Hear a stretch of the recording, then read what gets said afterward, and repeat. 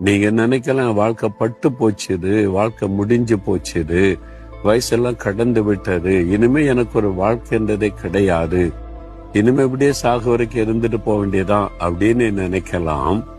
ஆனால் உங்களை சிருஷ்டித்த ஒரு தேவன், நீங்க அவரை தேடி வந்திருக்கீங்க. இப்பதான் அவரை தேடி வந்திருக்கிறீங்க. இப்படி ஒரு ஆண்டவர் இருக்கிறார், ஆசீர்வதிக்கிறவர் என்று அறிந்து வந்திருக்கிறீங்கல்ல. அவர் உங்களுக்கு சொல்லுகிறார், என் மகளே உன் சுக வாழ்வு சீக்கிரத்திலே துளிர்க்கும். இந்த வசனத்துல சொல்லி இருக்கிறார். நீங்க விசுவாசிங்க, உங்களுக்கு ஒரு நல்ல வாழ்க்கையை அமைத்து தேவன் அதை ஆசீர்வதித்து தருவார்.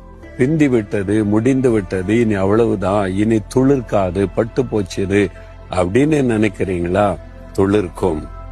இயேசு கிறிஸ்து ஆசீர்வதித்தா பட்ட மரமும் துளிர்க்கும், காய்ந்து போன மரமும் துளிர்த்து கனி கொடுக்கும். அவராலே முடியும். உங்க வாழ்க்கை துளிர்க்கும், நீங்கள் ஆசீர்வதிக்கப்படுவீங்க, செழிப்பை காண்பீங்க. நீ ஆண்டவர் வாக்கு கொடுக்க